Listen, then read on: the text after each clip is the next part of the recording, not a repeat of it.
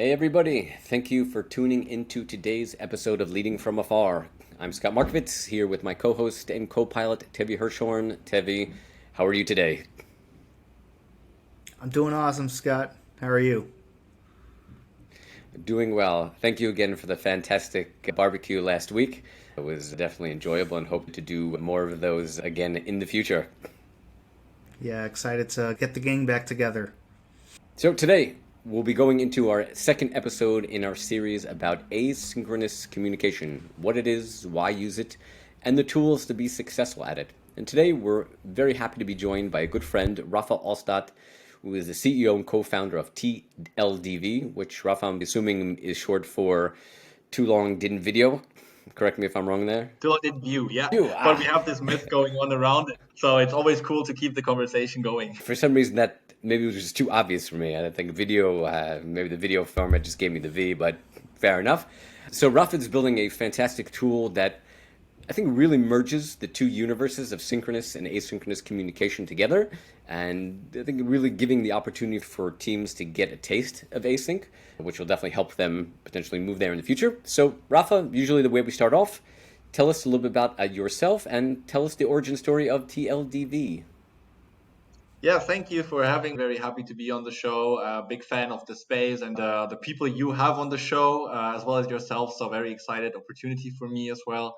I am born in the western part, and it's a very engineering heavy university culture. So I actually went to study geophysics by nature, which was kind of keeping me busy for a few years. But essentially always had idea kicking around video since 2016 now with my now co-founder Carlo. We were always fascinated by the medium video. This was kind of how we started at first in social media actually, by its potential to read everyone anywhere without being live at the same time with all the emotions, which I think is a huge part of it. So we started to look at the B2B space end of 2009 because we were already working remotely as co-founders together. We found out that nobody's viewing meeting recordings, but they are insanely powerful. So we said, hey, we need to make a company out of that. And we called it TLDV. Started kicking around with some first prototypes, and then COVID hit, raised some money with Seed Camp and also some other investors, built the first team and started building the product. 1 year in now, it's very exciting what we've been experiencing so far. Very cool. Can you tell us a little bit more about the product? It sounds interesting. Sure. So the basic founding principle of the product is that it's integrating with the tools you're already using. So you can record meetings from Google Meet and Zoom automatically by adding TLDV on the calendar or directly during the meeting. And you can link your notes with timestamps during the recording so that every time you're talking about a new discussion point or you're making a conclusion, you can actually mark that moment and, for example, can feed that back into Slack so that absent colleagues can not only watch what has been discussed, but also the context around it, the emotions, the visuals, so they have access to the moments that they care about instead of a 1 hour meeting. So it's really the harmonization of live and async. I love it. That's awesome. So from geophysics to better meetings. Give us a brief description of asynchronous communication. What are some ground rules? Right. So I think one that inspired me the most when I started reading more about it and what I'm still believing in today is the asynchronous communication. Basically, any form of communication where no immediate answer is required for me is really, really powerful because it makes the message much stronger because you anticipatory when you're writing it. It helps you to form a really clear message that you're sending to someone that then is empowered to actually come back to this message and act on it whenever it's right for them. Interesting. One of the things we think about quite often and we hear quite a bit is sometimes the misconception that people and companies will have of what async is, why use it. It's a totally offline, totally disconnected. Maybe discuss a few of the points of what companies and people are getting wrong about async communication. Yeah, I think one danger is one might fall into a productivity trap, setting it equal to not having meetings, because meetings are more considered to be inefficient in certain degrees, and also to keep it very focused on the message and the context. Maybe at one point sacrificing a little bit what I call the soul around it, which is the emotion. So I feel that teams that adopt asynchronous technologies, they should be aware that it's the basic principle. So it should be async first, However, there will still be inefficiencies and there are still a lot of things that can be actually discussed with rich mediums such as live meetings. It's just the balance that needs to be found, and that should lean to async as opposed to being fully async. So very cool. When should somebody use async versus synchronous? I'm sure there's a lot of confusion out there. Async is very new for a lot of companies as it is. So how do you choose when to go sync versus async? Maybe within the same company. Maybe it's not a question of the culture of the company, but more of at what point should a person go for a live meeting face-to-face versus async? Yeah, I love that question, and I read it the other day on the Doist blog where they mentioned some great inspirations for us. I think generally async should form the baseline of anything. So like every meeting should have a clear agenda, clear anticipated discussion points, and make sure everyone has the time to really read and digest and even already ask maybe one layer of async questions for clarification. But when this kind of groundwork is done, then I think meetings are insanely useful whenever it comes to starting a new project, because you might be working with people that are completely different to yourself, come from different cultures. I think async is the brain of the project, but live is the heart and soul of it. You need this emotional cohesion layer for a new project that forms to really be successful. And then I think during the project, I think a good rule of thumb would be maybe if 1 to 2 to 3 async back and forth can't resolve the issue. I just had it last week. We had back and forth on the project, and then we went on a meeting, and 10 minutes in, I was like, oh, now I finally get it. It was so powerful, not only for me, but also for the recipient that heard me getting it, which was an insane moment. So whenever there is something to be clarified or not clear, I would say is definitely whenever there is a decision that is important. So I have that often when I want to reason this deeper and emotionally connect with the team. So this would be like 3 incidences. Did I miss anyone that you have in mind that is very strong right now? Super curious to hear your perspective. I would say that when it comes down to actual culture and team bonding, it's hard to get that from async. So then live is important. So even if it's a coffee meeting or a team event, then you would definitely want to be synchronous.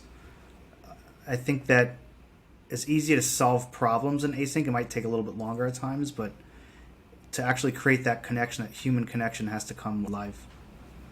What do you think, Scott? Yeah, I'll agree with that. I think the only two cases is I've said on quite a few of these episodes, I'm a passionate hater of meetings, and I think meetings in general should die. The synchronous ones are really around team building, getting the team together to have fun. It has nothing to do with work. And the second case is that one-on-one feedback, whether it's positive feedback or constructive feedback. Those two things you need to be doing synchronous in real time. But outside of that, it's moving, I think, towards asynchronous. Maybe try to combine a couple points that we spoke about.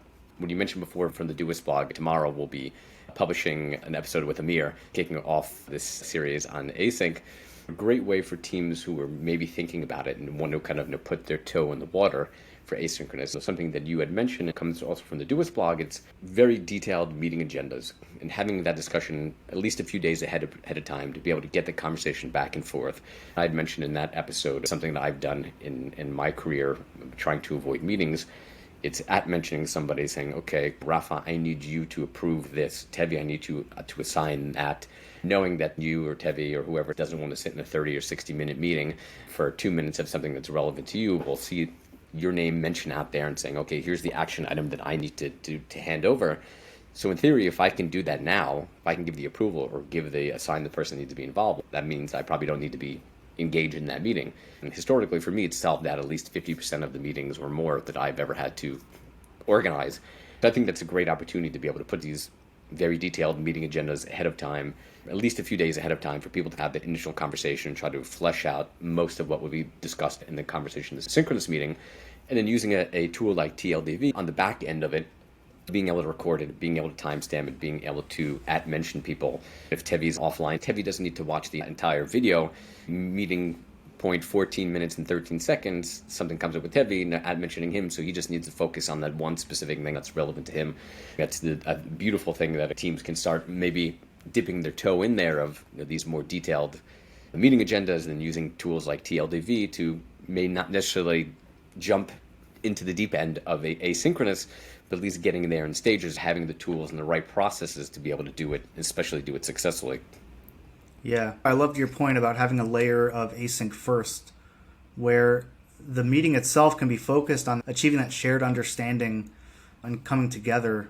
We don't only just have a meeting and then everyone gets there and then discusses things that they could have already learned about earlier. I think a layer of async is great to have everyone at a certain baseline before you connect live. I think it's really empowering because you really feel that meetings can slipping away from you, like you come prepared and then somebody asks a question and you're like, oh my God, I need to go 3 steps back now. This feeling is the worst feeling in the world when the meeting is like slipping away. So I think async first should be the baseline for any company. I believe it will become more and more popular with time now that we've all been in the remote first world and increasingly will gravitate towards as a society. I think that this is a very healthy baseline in general for businesses. And anything we can do beyond, I think then it gets to the point where it becomes really addictive. Because the moment where you feel, hey, anything I have is accessible to me, it's well documented and it's widely spreadable as well. This moment is when your business starts unlocking efficiencies at scale. So I'm going to try to play devil's advocate on this question. I'm going to put it first to Rapha, then maybe Tevi if you want to chime in afterwards. But for Rapha, your team at TLDV is still pretty small. I believe roughly about 15 people, if I'm not mistaken. I believe almost all of those people are also in EMEA. So if 80-90% of your team are all in the same time zone, why not use synchronous communication? You're not pulling someone off in the nighttime. Somebody doesn't have to stay late or come in early. What is the emphasis of being specifically this stage, being asynchronous and not saying, okay, we're all at the same time zone, we're all around working now anyway, let's just get everyone together and do a synchronous meeting? I love that. We're very focused around the EMEA region. We have one person in Australia, though, which is really rocking the boat in terms of the synchronicity. First of all, I think any business should start the culture and the processes focused around async first, no matter if they're sitting in the same office. Because if you're hungry and you want to grow beyond that and you want to like globalize your service and offering, you will eventually at one point get into this situation. So this would be a very technical answer. But my even stronger point would be that I think async is what is required for time zone differences. But speaking it the other way around, I think that shouldn't be the only reason. It is by far not the only benefit. I think that the benefits for any business of async communication, as I mentioned, better preparation for meetings, more empowered workforce, is definitely outweighing only the benefits for time zone accessibility.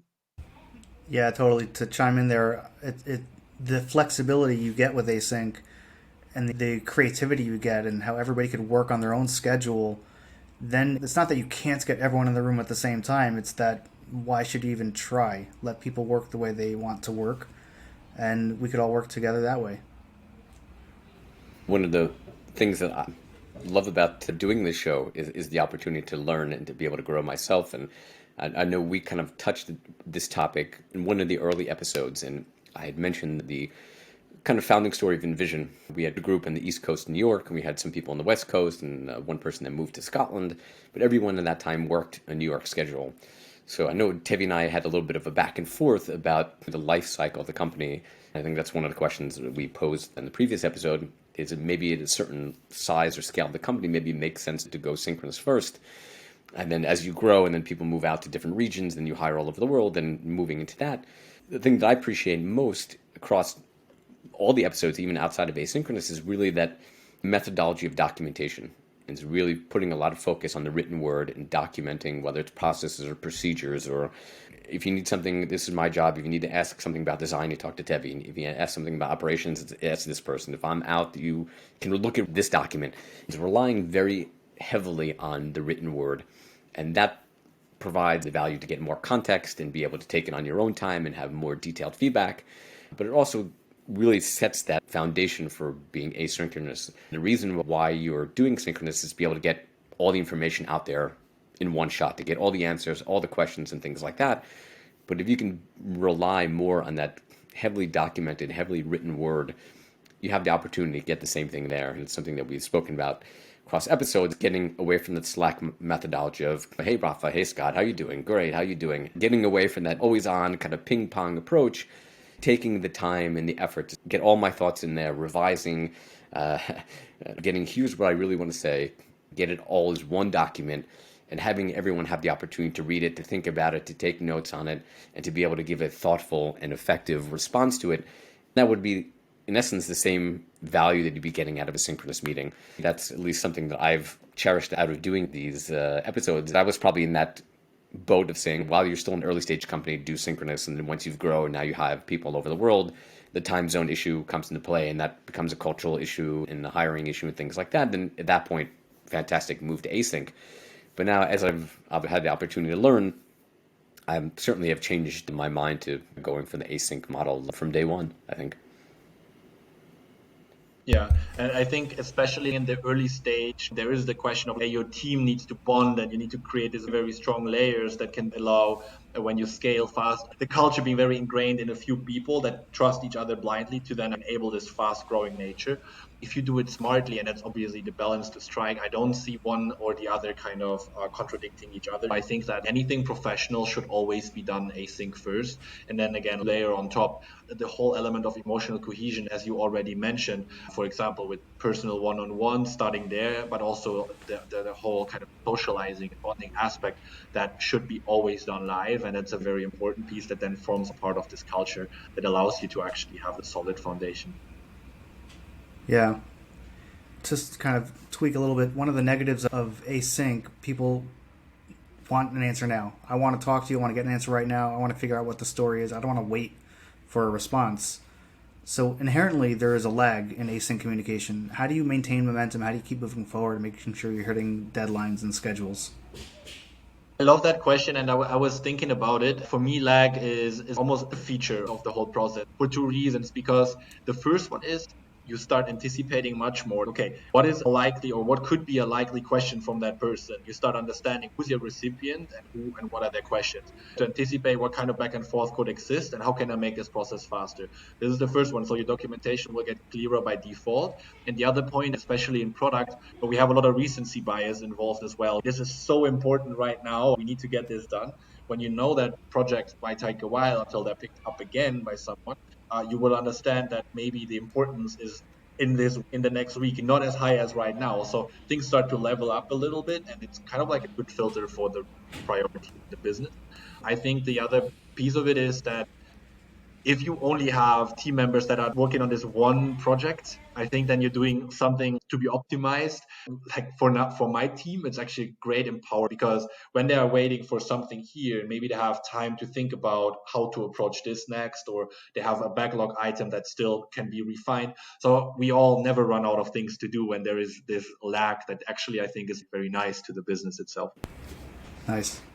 I realized while I was asking the question that it's probably a false flag because I was literally over the weekend trying to figure out how to get a bunch of people in a certain meeting this week and was afraid I'm going to have to punt it another week because I couldn't get everyone on at the same time. So the truth is, it may even be faster to just start a conversation async at times because you can't always get everyone in the same room at the same time. So it may not even be reality Yeah. to say that there's lag with async. On the other side, I do think it can be very convenient when when you can just tap on the shoulder in the office, right? Then it can get really fast as well. That on a whole bunch of other problems, though. If I'm working, I don't want to be interrupted all the time, and that's a problem within the office. But different conversation. I remember in my previous company, it was always so funny that many people were big headphones, and it was like this "do not disturb," the ultimate sign for "don't tap me on the shoulder right now. I'm working." This was kind of their way of saying, "Hey, maybe we should do that async." I think that's come up in a previous episode as well. Maybe I've just never been sensitive to that. One of the things around async, it's kind of removes that person-to-person interaction and engagement between the team. So we'd love to hear what your team does and what recommendations you can give to other teams of things to do to ensure your team and their team can remain engaged and connected, even if those meetings are no longer face-to-face.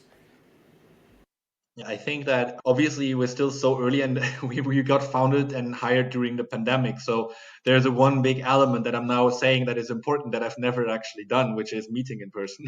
We couldn't. So right now I'm speaking and have not met half the team in person ever. So I base my answer on kind of this environment. I think the first one is You don't need to be friends with everyone. It's not important that your culture is revolved around like building a family and everybody needs to be super connected. This can put a lot of pressure on people and remove the kind of organic and intrinsic way of bonding on their own terms. So I think that's important to realize that we're working together. We are very empowered in our independence in terms of working asynchronously. Yet I think that it's very important in your communication, even if it's only text, to already allow for some sort of joking, for some sort of Easter eggs that are hidden there. Maybe in your document, a meme or a GIF or just some personality is very important. And I think when leadership starts doing that, teams will also create very joyful Easter eggs in their communication. I think that's a nice cultural start of async communication. And then beyond that, we do random like walkie-talkies where we match team members that go outside for a walk together, share a coffee. We play sometimes, for example, Counter-Strike with some members of the team as well, or Fortnite, whatever you want to play, and it can really bond you. Other nice games like chess. So we do all these activities, but I do think one big thing for us is definitely a team event missing, and we're really craving for that right now. We need to meet in person, and we need to have a whole lot of fun for an entire week. And so far, we couldn't do that thanks to the pandemic, but hopefully soon. Yeah, I think that meeting in person is hugely important. I think that what a lot of people get wrong about this async lifestyle is that they think, how do you have a relationship if you're only async? And everyone we've spoken to, I agree, Scott, I know also agrees, like, async communication is great, but you also need to have in-person communication to build those relationship foundations. It's just that it doesn't have to be every meeting is in person, and you could have 90% of your meetings async, and maybe 10% in person or face-to-face. How does asynchronous communication or TLDV and other async tools, how does that contribute to a healthier communication? I think it removes a lot of pressure from teams to get it right, because I feel right now we're in this moment where some feel like, oh man, I'm doing too many live meetings. It's hard for a manager to decide, should it be only 8 people now to make it easier for two that shouldn't join, or no, I'm going for fully async and cancel all the meetings from my calendar. So TLDV is kind of your chill pill a little bit. It's like, hey, you can do this gradually, Don't worry, you can record your meetings, you can make them asynchronously accessible, and maybe out of 10, you can start with only 5 people and share it with the other five. So it really empowers at scale each organizer to move towards an asynchronous first kind of culture. And then it also helps to conserve all these amazing insights from these conversations and contextualize all the decisions. Because essentially right now, I think we're still in this problem that live and async are in silos still. It's very hard for us to get these live together, and they need to form a remote collaboration stack in the long run. And I think that what TLDV does, it's making your meeting notes really rich and with context, while on the other side removing the pressure to join every meeting live. I love it. That's great. Cool.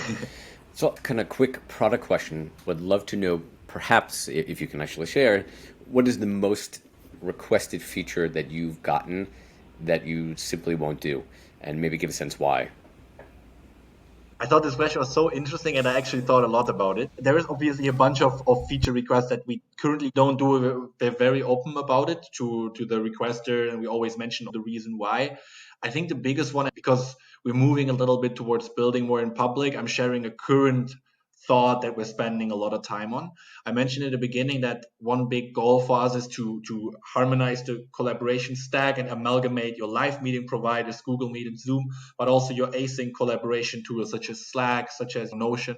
And so a big product question that we have right now is around how much should we build collaboration features on TLDV itself, as of just focusing on just working very well with the best async tooling at large, such as Notion. So this is what we're thinking about a lot and evaluating each feature on. I think there will be a lot of cool updates coming out soon. Next time I come on, I have a clearer answer.